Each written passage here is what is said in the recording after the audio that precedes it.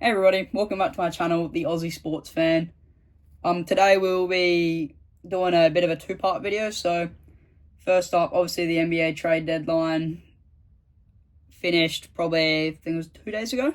So we'll be going through some of the winners and losers of the trade deadline and how I think some of those teams will go for the rest of the season with their trades. And we'll also be talking about the Super Bowl, which happened today. So in Australia, that isn't on Monday. I didn't do much schooling today as I was watching the Super Bowl the whole day. So we'll go through a little bit of that and my thoughts. I'm just happy the Chiefs lost. I'm a Bills fan, so always happy when the Chiefs lose. But let's get started.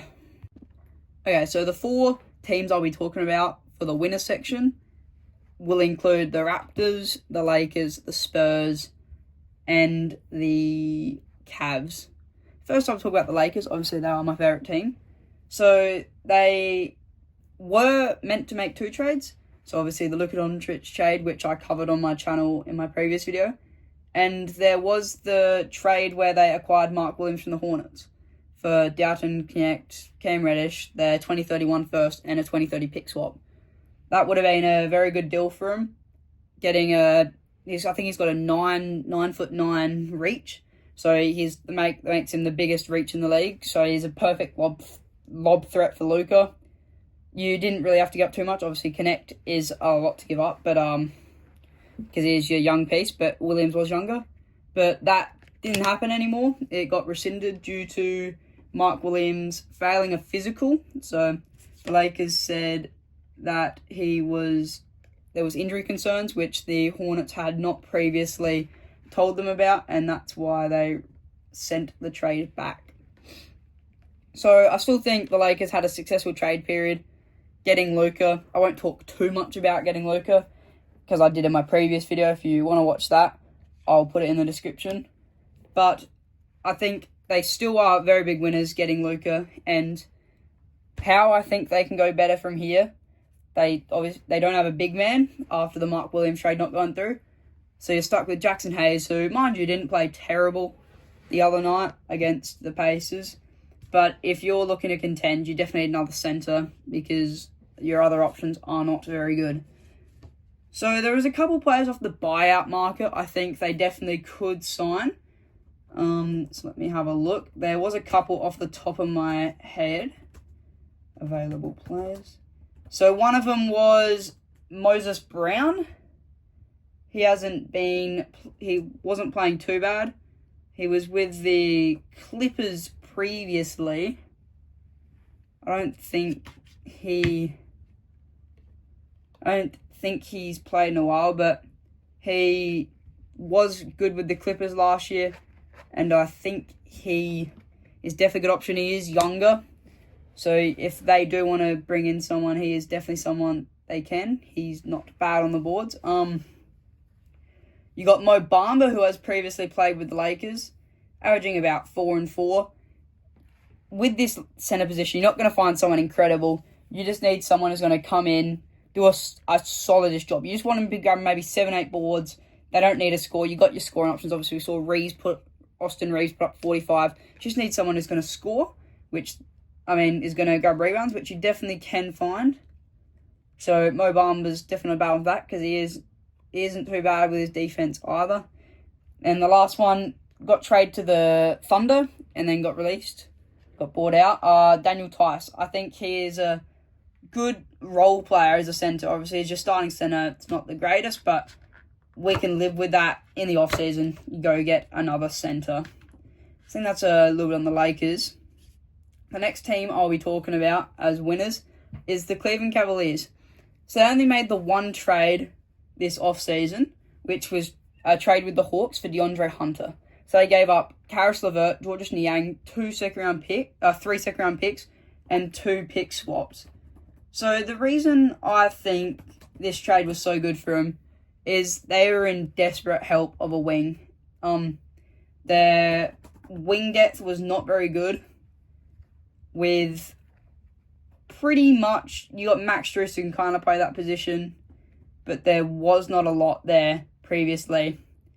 Now, so the Wings had in their roster, they had JT Thor, Amoni Bates, Jalen Tyson, Dean Wade could have maybe played a little bit in the wing. Okoro, I do rate, but you definitely need more than what they got. And it was the perfect trade, I think, for them, bringing in DeAndre Hunter.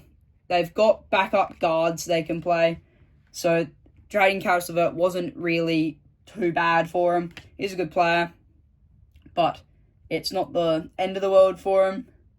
With DeAndre Hunter, this season's been averaging 19 points, 4 rebounds, a steal, been shooting at 40% from 3, so he's a sniper, great 3-and-D player. He knows what he's doing in terms of locking players up. In this Cavs team, he's not necessarily going to have to score. He can just sit in the corner. If he gets past two, he can make the shot. I think it's a very good trade overall for the Cavs, who now, as the best team in the league already, adding DeAndre Hunter, probably one of the, I'd say, missing pieces. I think that makes their defense very good. Obviously, Allen and Mobley, a scary defensive front court. Their backcourt's not the best defensively. You add Hunter, can guard their best player.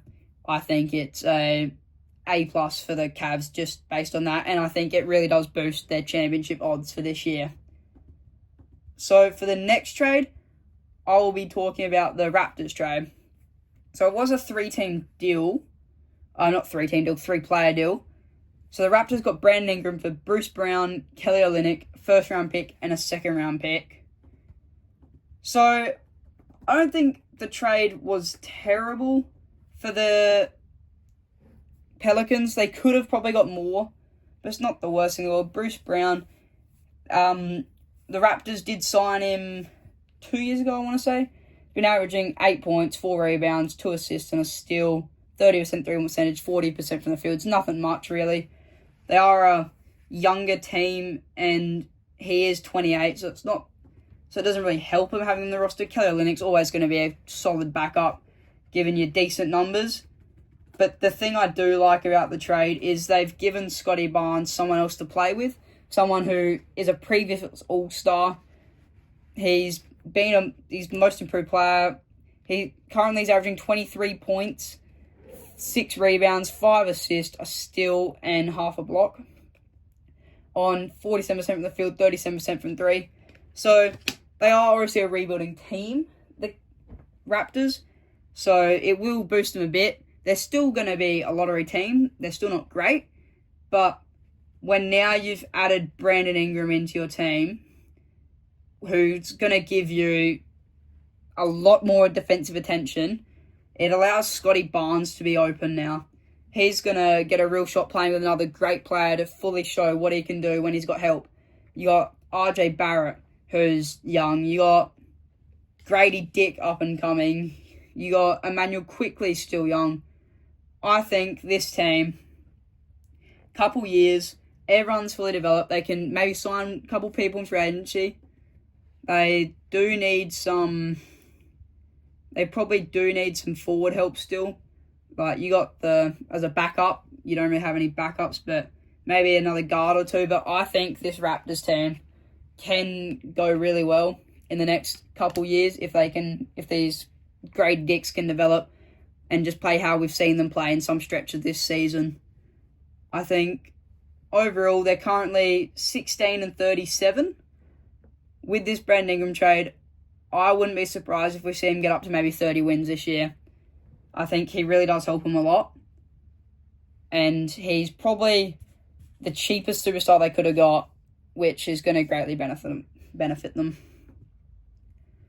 And for the last winner I'm going to be talking about is the San Antonio Spurs.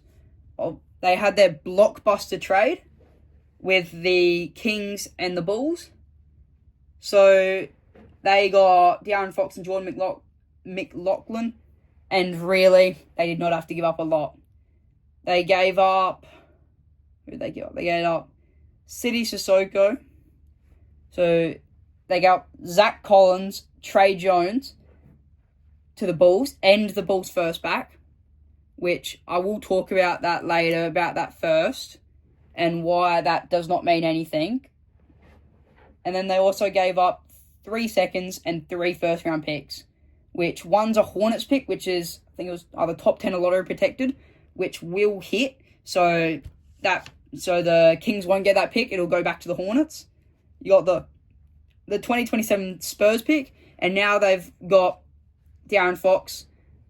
You got Wemby. They don't have to give up any youngsters. That's probably the greatest thing of this deal. So you keep the core of Keldon Johnson, So Chan, Devin Vassell, Castle together. Castle was probably the factor that was going to get this deal over the line, and the fact they didn't have to get rid of him is amazing for the Spurs.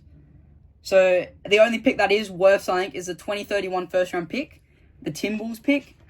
That's the only pick that could be worth something. So essentially it's one first round pick they've given up for De'Aaron Fox, who is an all-star type player. Search him up, get his stats up. He's averaging 25 points, 5 rebounds, 6 assists, a steal and a half, shooting 47% from the field. He's a previous All-NBA player, All-Star player. He's 27, so a couple years he'll be 30. He's in his prime right now, but pairing him with Stephon Castle and Wemby, it's probably a dream for the Spurs. He's a very good pick-and-roll player with his finishing ability. So when you're matched up against a pick-and-roll with Wemby and De'Aaron Fox, you don't know if Wemby's going to shoot it for the pick and pop. You don't know if he's going to get a lob. He's the biggest lob threat in the league. You don't know if Fox is going to take it. It really opens up their offense now. And as I said, keeping that young core together and still getting Fox is the best possible thing they could have done. This is an A+++ for the Spurs. I think this is probably one of the best deals of the trade deadline. And if I was a Spurs fan, I'd be very happy about it, and I will be really excited for the future to see what this team can deliver, because I think in 2 to 3 years they're going to be a very scary force. Now for the losers of the trade deadline. The 4 I've highlighted are the Kings, Bulls, Warriors, and Pistons. You may be thinking the Pistons didn't really do much. I'll talk to that later. The Warriors obviously got Jimmy Butler, but I've got something to say about that, so I'll talk about that later. First up, I'm going to do the Kings and the Bulls. So first up with the Bulls, they sent out Zach LaVine for Zach Collins, Kevin Huerter, Trey Jones, and their first round pick back. With Zach LaVine, he's been on the trade block for what essentially feels like forever. He's a 2-time All-Star, and if he's on the trade block, you would get a cheap deal for him. Teams would know that. I think, though, this season he has definitely been very good for the Bulls, averaging 24 points, 5 rebounds, 4 assists, and a steal, shooting 43% from 3. I think, personally, you could have gotten a lot more for him. Now, he's probably been in some of the best form of his career, dating back to his 2022-2023 Chicago days, his middle-ish Chicago days when he was amazing. I think he's getting close back to that form, and you've dealt him for not a lot. It's essentially the 3 young guys. Well, not even young. Trey Jones is young. I think he's a solid backup point guard on this roster, though. You got a million guards. You got Giddey, Dosunmu, Kobe White. I don't think you need the guard. And Huerter and Collins are just good role players. They'll do your thing. People may ask about the first round pick. They've got their pick back. It didn't mean anything. The pick had top 10 protections on it. So if the pick fell into the top 10 of the draft, they would get it back. And currently in the league, they are sitting in that top 10 area. With the trade, you're going to get worse. So you're going to fall even more. I can see from the list, I can see the 76ers jumping over them, the Raptors jumping over them. I can see maybe the Nets jumping over them. So that pick will definitely land in the top 10, I'd say. And you didn't need a trade for it. Unless you were confident you were going to get the pick to maybe 11 or 12. Maybe then you trade back for it. But at the Spurs, it's top 10 protected. You don't need the pick back. It's going to fall back to you anyway. So the fact they made that pick the main staple point of what they're getting back, I just don't agree with. So for that, I give them an L for this trade deadline. Probably, I'd give them a D-. The next part is for the Kings. Now, I'm not saying they were terrible in this trade deadline. They did end up landing Jonas Valanciunas for, I don't think it was a lot. I think it was City Sissoko and a pick. I think it was City Sissoko and a second round pick, from what I can remember. Oh, 2 future second round picks in City Sissoko, yeah. And I think, as I stated before, the Hornets pick and the Spurs pick, they're both going to be irrelevant. So you've pretty much got back Zach LaVine, who, yes, I do think's good, but you more needed a guard, and in that case would have kept De'Aaron Fox or try to get back more young pieces from the Spurs, like the Stephon Castle.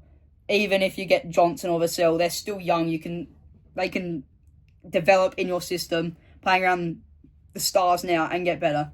Get 3 second-round picks, which are going to be worthless, and then you just get that Timberwolves pick, which could potentially be good. Don't know if Ant's going to force out by them. But overall, I don't think it's the greatest for them with this trade deadline. So the 2 next teams, I don't necessarily think they're terrible this trade deadline. I just think they could have done more, is pretty much what I'm saying. So for the Warriors, they landed Jimmy Butler, who, don't get me wrong, he is a star, Jimmy Butler. He is, on his day, he can still be a top 20 player in the league. I just think, with the rumours going around, oh, the Warriors going to land Kevin Durant, oh, the Warriors going to land LeBron James, you could have done better on the trade deadline. They didn't give up much for Jimmy, which is the one reason why it's not terrible. I don't think the Heat definitely could have asked for more and the Warriors would have given it, but they didn't give up much. But compared to what they could have got, they definitely didn't get back what they were probably hoping. Jimmy's 35, he just signed a 2-year, $120 million extension.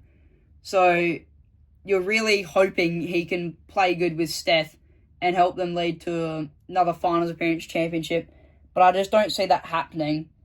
The young guys now, Kuminga, Brandon Podjamowski, they got to develop.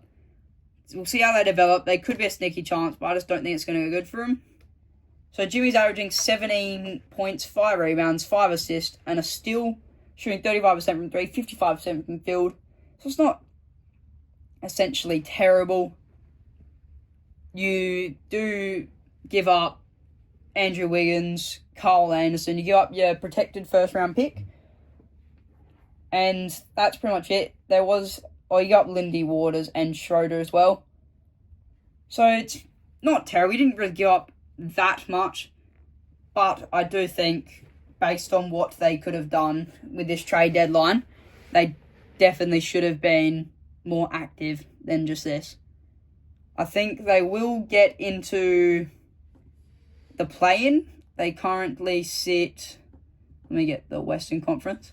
They currently sit 11th, tied with the Suns and Kings outside the play-in. I think with this trade, it's going to be close as to whether they get in the play-in or not.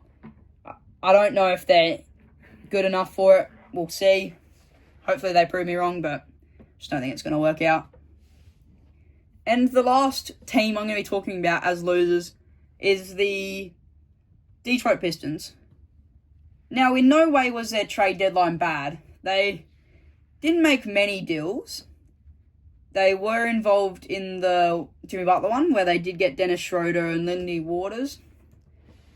I just think you could have given up a lot more, got Cade, that second fiddle, mate, got him a real option, a great guy you can have next to you. Instead, he's going to work out with his team. I'm not saying it's bad. They are currently sitting at, I think it's 6th in the East. So it's not terrible, but with some of the picks you had to give up, you got obviously a lot of seconds. You can turn them into players. I think you could have gotten him someone very good to play alongside. Currently, he's got Ivy out. He's got a couple other players out. The team's very young. I do like where this team is headed. I think 3-4 years they can be great. But if you could have just got him another star potentially, or even like Brandon Ingram, I think Brandon Ingram would have been a perfect player to go to the Pistons and help them now. Not only now, help them. They could have got maybe the 5th or 4th seed with him, but also he will help in the future. So, yeah, that's really all for the NBA part. I think it was the craziest trade deadline of all time. Very active. I'm glad we got a good trade deadline. But we'll go to the Super Bowl recap now. And we'll talk about the madness that happened today. So I didn't get to watch too much of the game. I did have to do some work throughout the day. I tried to watch as much as I could. But from what I did see, the Philadelphia Eagles were dominant. And it proved to be a dominant win over the Chiefs. They ended the Chiefs' run with the refs and the black magic, with the spirits that are helping them win games. And overall, I think the Eagles, 99% of the people wanted the Eagles to win. No, apart from Chiefs fans, I don't think anybody wanted the Chiefs to win. To be honest, I didn't want the Eagles to win either. I think their fans are terrible.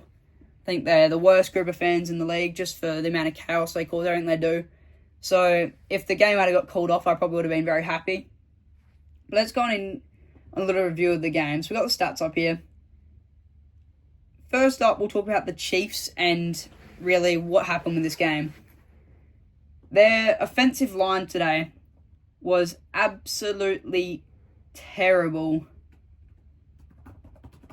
I don't know the exact stats. I'm going to see if I can bring it up now. But they were just terrible. Every single time Mahomes went to drop back, he was getting pressured all day. Vic, I've read somewhere the defensive coordinator for Philly, Vic Fangio, didn't call one blitz all game. And it wasn't necessary. They got pressure every single time. It was like men playing against kids, to be honest. The Eagles' D-line had a field day. Looking at the stats here, Josh Sweat, 2.5 sacks. Milton Williams, 2 sacks. Jordan Davis, 1 sack. Julks Hunt, 0.5 sack. And even the people that didn't get sacks were providing great pressure. I've seen Mahomes scramble a lot, and often he's able to make good, big plays. But today, there was nothing going for him. Couldn't get any time, space. When he was rolling, he was getting stuffed. Nothing went well for him. Obviously, there was that play where he rolled out to the right, and my favourite white boy in the league, Cooper DeJean, was able to come across the field. It was a great read by DeJean, able to pick Mahomes off, took it back to the house for a pick 6, and that's probably where the real sense for Philly fans that they might be able to win this thing. He did great evading all the defenders getting back, and it was an amazing play from DeJean for a young rookie on his birthday, mind you. It was him and Saquon Barkley's birthday day. On his birthday, able to make that play. The best present you could ask for. Mahomes had the worst first half of his career. I think that's another factor why they lost. If Mahomes struggles, they don't win the Chiefs. It's as simple as that. I think I read somewhere, I looked at the stats, I can't quite remember. I think he had 33 yards at halftime. At one point, the Chiefs had run 18 plays for 16 yards. So that's how bad they were going. They could not move the ball whatsoever. Kelsey had 0 receptions at halftime. I'm just glad, because I didn't want the rest talking about Taylor Swift. If you're an NFL fan, it's the most annoying thing ever. And then he did throw another interception to Zach Bourne, deep in the territory. Quick side note, how good has he been this year? He was unlucky not to win Defensive Player of the Year. I think Pat Surtain deserved it, but he's been very good this year. So Mahomes did end the game with 257 passing yards and 3 touchdowns, but most of those yards at the end of the game were just 3 yards. The Eagles knew they'd won. He did throw the 3 touchdowns, 2 interceptions, 1 fumble. So that's a big point. So this was the total. Mahomes got sacked 6 times. So this is the most of any game in his career. In the regular season or playoffs, he was pressured 16 times across 42 dropbacks. That is an insane number, being pressured 16 out of 42 times. I'm very interested to see how much percent that is now, so I'm going to quickly search it up. That's 38% of the time Mahomes was pressured. That's a big number in an NFL game. Now we've got one more point to talk about for the Chiefs here, and that's Xavier Worthy. In what was a dark day for the Chiefs, I think he was really able to shine. Got the 8 receptions for 157 yards, 2 touchdowns. It's a great game for him. He is a great young player. His speed, one of the quickest players in the league. I want to see him next year. I want to see him dominate the league and be a threat like he has been in some of these games. It's very good for him to play under Mahomes. I think if he had to come to the Bills, he would have been good also. But I'm just glad he's doing okay. And I actually got one more point to talk about here. And that is the rushing game for the Chiefs. We all knew for the Eagles side of the ball, the rushing game, you got the best rusher in the league. The Chiefs' D-line's one of the best in the league. Their run defense. We'll talk about that later. That was always a big clash. But a lot of people might have thought the Chiefs rushers, Kareem Hunt, Pacheco, could have had an okay day. In the end, Hunt goes 3 carries for 9 yards. Pacheco, 3 carries for 7 yards. P. Ryan, 1 carry for 8 yards. And Mahomes, 4 carries for 25 yards. They got locked the hell up. They stopped running the ball. They were behind. They had to throw. But at the start of the game, if you're able to get your rushing game going, your run game going, you don't have to pass the ball. You don't have to pass the ball. But they could not get anything going. That Eagles interior line was amazing. So next, we'll talk about the Eagles. You got the Super Bowl MVP, of course, Jalen Hurts. He got 2 touchdowns. So he went 17 for 22, 2 touchdowns to 1 interception. He put up almost 300 total yards. He had 11 carries, 72 yards, 1 touchdown. Apart from that early interception, he was amazing. Didn't do anything risky when he was leading. He had a great touchdown pass to Devonta Smith, which did put the game away. And I think he was really composed and did help them, was one of the key factors of the game. Barkley, 25 carries, 57 yards. Nowhere near his best game. He did set the all-time rushing record for a single season, including playoffs and regular season. He was averaging 2.3 yards to carry this game. But at the end of the day, it doesn't matter. You win the Super Bowl, you have a bad game, so what? I think they were trying to slow the game down at the end, force the ball to him, and I don't mind it. It was a good battle between him and the defensive unit for the Chiefs, but he did what he had to do, and it was pretty good. For the receivers, Devonta Smith, 4 receptions for 69 yards at a touchdown. A.J. Brown, 3 receptions for 43 yards at a touchdown. I just want to talk about that pass interference on A.J. Brown's start of the game. In no way was that a pass interference. There was a little bit of contact, so you can say, there's a little bit of contact flag, but in a game like this, you got to let the players play it. And little calls like that, which shouldn't be called, I think that really showed the refs were at the start trying to help the Chiefs, because that should have never been called. So I talked about the interceptions, talked about everything really. That's enough on the Super Bowl. So soon the NFL offseason come into play. I'll be posting more NFL when that does come into play. All the moves around the league, what I think is going to happen. But for now, we'll keep uploading NBA content. AFL's going to start soon, so we'll start doing that. And thanks for watching another video, and hopefully you guys have a nice week, and we'll talk later. Bye.